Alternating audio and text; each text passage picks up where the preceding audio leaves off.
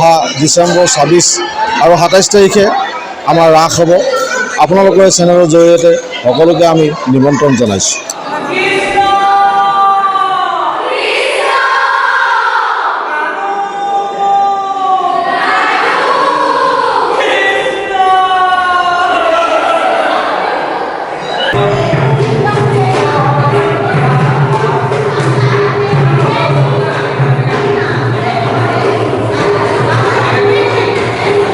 এইফালে ডাঙৰখিনিক আৰু সৌফালে সৰুখিনিক।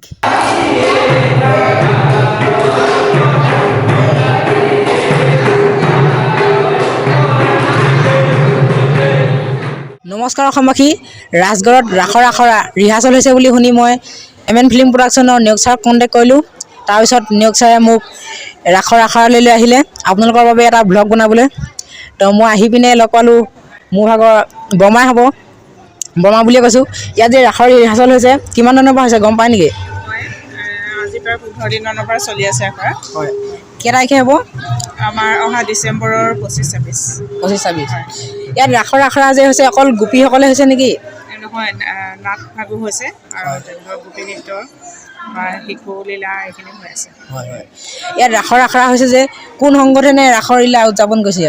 ইয়াত আমাৰ সাংস্কৃতিক মহাসভা অসমৰ আমাৰ যিজন জিলাৰ সভাপতি তেখেতো আমাৰ ৰাজগড়ৰ, আৰু আমাৰ আঞ্চলিকৰ যিজন সভাপতি তেখেত আমাৰ মদন নেওগ ছাৰ সন্মানীয়। তেখেতসকলৰ মানে অনুমতি ক্ৰমে আমি সকলো ৰাজগড়বাসীয়ে ডেকা গাভৰু সকলো মিলি এই ভাগ কৰিবলৈ আগবাঢ়িছোঁ।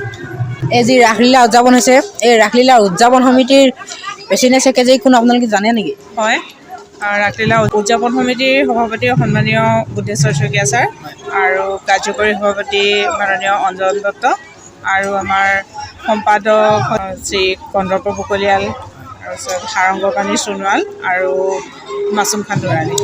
এতিয়া আমি অলপমান ভিতৰলৈ সোমাই যাওঁ ব'লক। ভিতৰত কেনেধৰণৰ ৰিহাৰ্চেল ৰাসৰ আখৰা হৈছে তো ব'লক ভিতৰলৈ যাওঁ। তো এইপিনে দেখিছে আপোনালোকে পূৰা ৰাসৰ ৰিহাৰ্চেল হৈ আছে, আৰু এইপিনে সৰু সৰু যিবোৰ কণ কণ মইনা সিহঁতক শিকাই আছে, আৰু এইপিনে আছে আপোনালোকে দেখিছে ইমান ধুনীয়াকৈ মানে ৰাসৰ ৰিহাৰ্চেলৰ প্ৰশিক্ষণ দিছে। ৰাজগড়ত 22 বছৰৰ মূৰত সম্পূৰ্ণ ৰাসলীলা উদযাপন কৰিব অহা ডিচেম্বৰ মাহৰ 26 আৰু 27 তাৰিখে 2022 চনৰ সকলো আহিব বুলি আশাৰে বাট চালোঁ।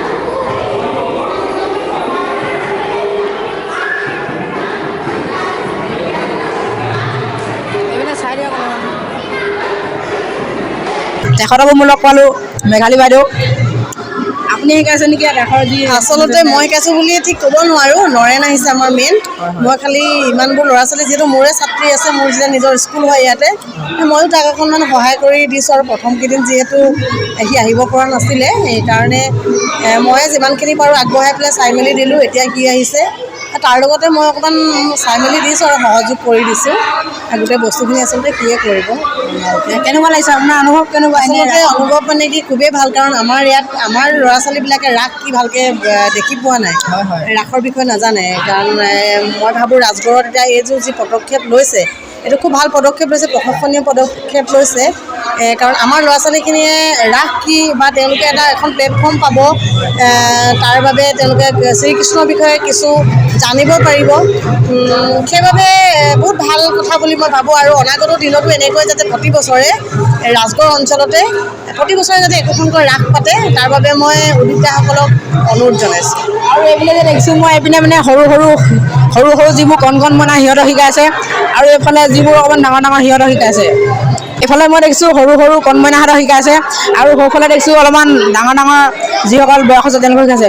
তো মানে কি এইপিনে যে সৰু শিকাইছে, সেইপিনে ডাঙৰ ডাঙৰ মানে নহয়, তাৰমানে কি ৰাসৰ কথাটো হৈছে কি আমি একেবাৰে বালক কৃষ্ণৰ পৰা আমি দেখুৱাব লাগিব। কৃষ্ণৰ ৰাসলীলা মহাৰাস হ'ব, লৱণী চুৰি হ'ব। গতিকে কৃষ্ণৰ বাল্যকালৰ পৰা আমি যিহেতু দেখুৱাব লাগিব, গতিকে আমি সেই অনুপাতে পৰ্যায়ক্ৰমে ইয়াতকৈ এটা সৰু চাম আছে। একেবাৰে সৰু কৃষ্ণৰ পৰা আমি প্ৰতিটো ভাগতে আমি এটা এটাকৈ আমি কৃষ্ণ গোটেই গ্ৰুপটো আমি যিহেতু দেখাব লাগিব, লৱণী চুৰিৰ পৰা আদি কৰি গোটেই পৰ্যায়ক্ৰমে গোটেই কামখিনি কৰি যোৱা হৈছে। আৰু ডাঙৰখিনি যিহেতু মহাৰাস আৰম্ভ হ'ব, আমাৰ ৰাধা কৃষ্ণৰ মহাৰাসৰ বাবে ডাঙৰ গোপীবিলাকক শিকুৱাই থকা হৈছে। তো ভিডিঅ'টো চাই থাকক আপোনালোকে অকণমান।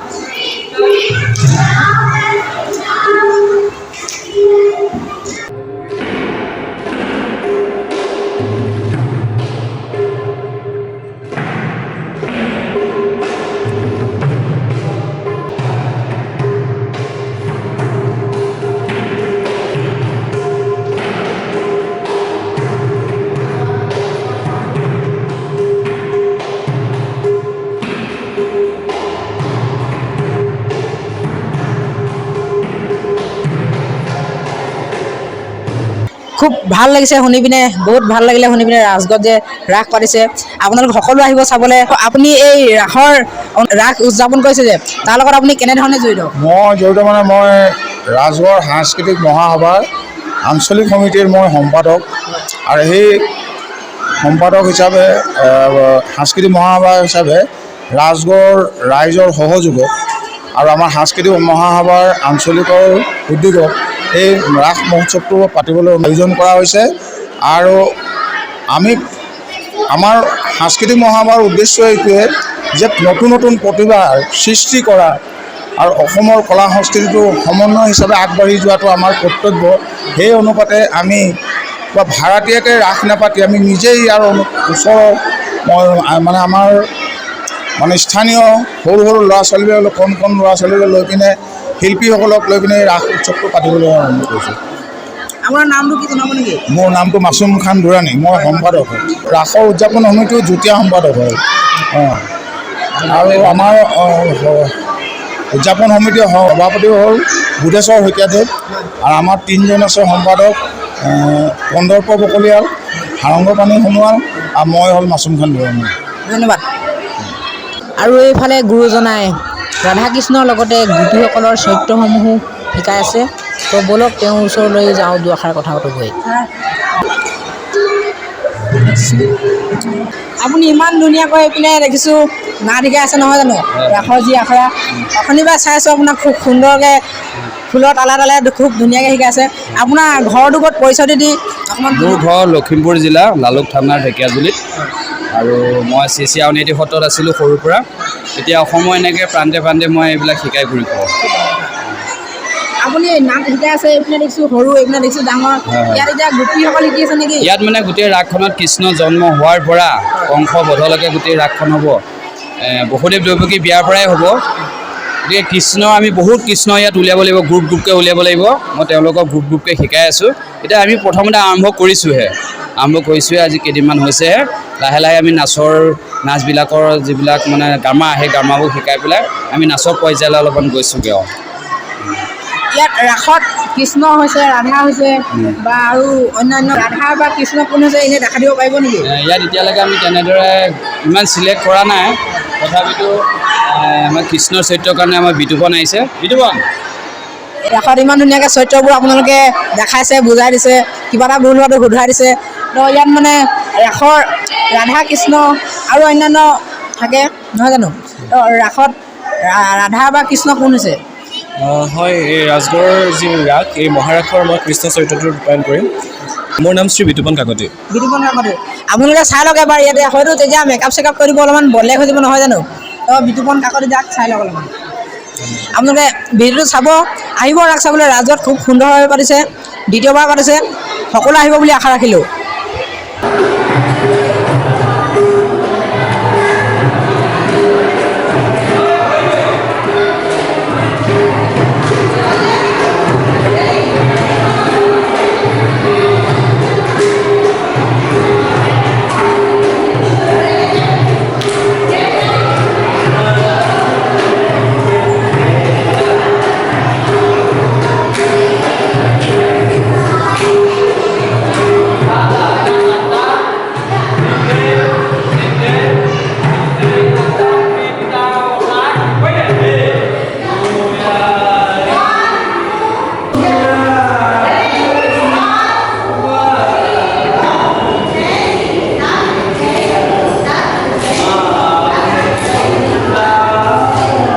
এইফালে ডাঙৰসকলক শিক্ষা দি থকা হৈছে, আৰু সৌফালে কণ কণ মইনাহঁতক গোপীসকলৰ শিক্ষা দিয়া হৈছে। তো ভিডিঅ'টো শেষলৈকে চাই থাকক। আপোনাক দেখিছোঁ ইয়াত, আগতো দেখিছোঁ ৰাসৰ লগত বা ভাওনাৰ লগত আপুনি প্ৰায় জড়িত হৈ থাকে নহয় জানো? আপোনাৰ কেনেকুৱা অনুভৱ ইয়াত ৰাসৰ যি আখৰা চলি আছে? আচ্ছা, ৰাজগড় সাংস্কৃতিক মহাসভাই যি ৰাসৰ আয়োজন কৰিছে, আৰু ৰাজগড়সমূহ আমি ৰাইজে একত্ৰিত হৈ প্ৰথমবাৰৰ বাবে আজি 22 বছৰ আগতে আমাৰ এখন ৰাস ইয়াত হৈছিল। এতিয়া আজি 22 বছৰ ধৰি ৰাজগড়ত তেনেকৈ ৰাস কোনো হোৱা নাই। এইবাৰ আমি সম্পূৰ্ণ মহাৰাসৰ আয়োজন কৰিছোঁ সমূহ ৰাইজৰ সহযোগত। এতিয়া আপোনালোকে দেখিছে আখৰা প্ৰস্তুতি আমাৰ চলি আছে। গতিকে আমি ভগৱানৰ ওচৰত প্ৰাৰ্থনা কৰিছোঁ যাতে আমাৰ এই কৰ্মভাগ সুকলমে হৈ যায়। আমাৰ আৰু তাতোতকৈ আমাৰ ডাঙৰ কথাটো হৈছে যে ইয়াত যিমান সংখ্যক কলা কৌশলী আছে সকলোবিলাক আমাৰ থলুৱা। মানে আমাৰ চব ৰাজগড়ৰে কলা কৌশলী সকলোৱে মিলি পেলাই আমি এই ৰাসখন কৰিছোঁ। আমি কোনো বাহিৰৰ পৰা আমি কাৰোবাক আনি পেলাই ইয়াত কৰা নাই। খালি আমাৰ প্ৰশিক্ষক হিচাপে আমি আনিছোঁ সুদূৰ লখিমপুৰৰ পৰা নৰেন্দ্ৰ বৰা ছাৰ তেখেত আছে। তেওঁৰ সহযোগতে আমি এইখিনি কাম কৰি আগবঢ়াই নিছোঁ। গতিকে আপোনালোকৰো সহায় সহযোগিতাৰ একান্তই আমি কামনা কৰিলোঁ। অহা ডিচেম্বৰ 26 আৰু 27 তাৰিখে আমাৰ ৰাস হ'ব।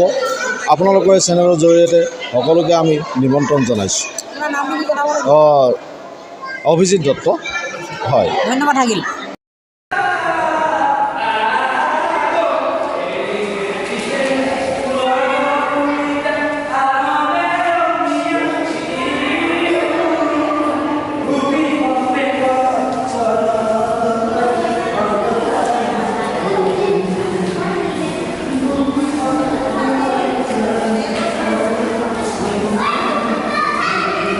ৰাসৰ নৃত্য চালোঁ, ভাল লাগিলে, খুব ভাল হৈছে। আপোনালোক সকলো আহিব চাবলৈ। ৰাজগড়ত 22 বছৰৰ মূৰত পাতিছে ৰাসৰ উৎসৱ, ৰাসলীলা। সকলো আহিব চাব, মৰম দিব, কেনেকুৱা হৈছে জনাব। আৰু ভিডিঅ'টো চাই যদি ভাল পাইছে লাইক কমেণ্ট আৰু শ্বেয়াৰ কৰিব। তাৰ ভিতৰত আৰু এজন মই পালোঁ ৰাসৰ লগতে ৰাসলীলাৰ লগত জড়িত হৈ থকা। আপুনি ৰাসলীলাৰ কিহৰ লগত জড়িত মানে?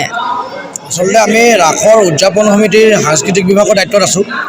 লগতে ৰাসৰ নাটকৰ আমি নন্দ চৰিত্ৰত অভিনয় কৰিম। এটা খুব উৎসৱমুখৰ এটা পৰিৱেশ হৈ আছে ইতিমধ্যে। যোৱা 15 দিনমানৰ পৰা আমাৰ আখৰা আৰম্ভ হৈছে। যোৱা এসপ্তাহৰ পৰা আমাৰ মুখ্য প্ৰশিক্ষক নৰেন্দ্ৰ কুমাৰ বৰুৱা তেখেত লখিমপুৰত তেখেত আহি পাইছেহি। তেতিয়াৰ পৰা এটা উৎসৱমুখৰ পৰিৱেশ ৰাজগড়ত হৈ আছে। নতুন পৰিৱেশ এটা সূচনা কৰিবলৈ আমি চেষ্টা কৰিছোঁ। আৰু ইয়াৰ যোগেদি আমি সমগ্ৰ অসমবাসীৰ লগতে আমাৰ স্থানীয় সকলো ৰাইজক আমি আমন্ত্ৰণ জনাইছোঁ। আমাৰ ৰাসখনত আমাক সহযোগিতা কৰক, ৰাসখন সুন্দৰভাৱে পৰিচালনা কৰাত আপোনালোকে দিহা পৰামৰ্শ আগবঢ়াওক। আৰু এনেদৰে যাতে আমি আমাৰ গুৰুজনাৰ যি কৃষ্টি সংস্কৃতি, এই কৃষ্টি সংস্কৃতি যাতে আমি আগুৱাই নিব পাৰোঁ। আৰু ইয়াৰ কাৰণে আপোনালোক সকলোকে আমি সহায় সহযোগিতা বিচাৰিছোঁ। আৰু আগন্তুক ৰাসখন আমাৰ সাফল্যমণ্ডিত কৰাত আপোনালোকৰ অৰিহণা যোগাব বুলি আশা কৰিছোঁ। ধন্যবাদ। এই ৰাসখন যে ৰাসলীলা যে উদযাপন হ'ব, কোন স্থান ক'ত হ'ব আৰু কেতিয়া হ'ব? ৰাসখন আমাৰ তাৰিখ হৈছে 26 আৰু 27 ডিচেম্বৰ। স্থানটো আমাৰ ৰাজগড় হায়াৰ ছেকেণ্ডেৰী ফিল্ডতে হ'ব। কিন্তু বেক ছাইডৰ যিখন ফিল্ড, দুখন ফিল্ড আছে, আগফালে এখন পাছফালে এখন। ফিল্ডখন আমাৰ বেক ছাইডৰ ফিল্ডখনতে আমাৰ ৰাসখন অনুষ্ঠিত হ'ব 26 আৰু 27 ডিচেম্বৰ। গতিকে সকলোকে আমি নিমন্ত্ৰণ জনাইছোঁ। হয়, ধন্যবাদ। আমাৰ MN ফিল্ম প্ৰডাকশ্যনৰ মদন নেওগ ছাৰেও কোনোবা এটা চৰিত্ৰত অভিনয় কৰিছে, আপোনালোকে চাব। আৰু যিমান পাৰে ভিডিঅ'টো শ্বেয়াৰ কৰিব, ছাবস্ক্ৰাইব কৰিব, চেনেলটো লাইক এটা কৰি কমেণ্ট এটা উৎসাহিত কৰিবলৈ নাপাহৰিব। আপোনালোকলৈ আজিলৈ ভিডিঅ'টো ইমানটোৱে। তো ভিডিঅ'টো চাই ভাল পালে যদি লাইক কমেণ্ট এটা আৰু এটা ছাবস্ক্ৰাইব কৰি দিবলৈ একেবাৰে নাপাহৰিব।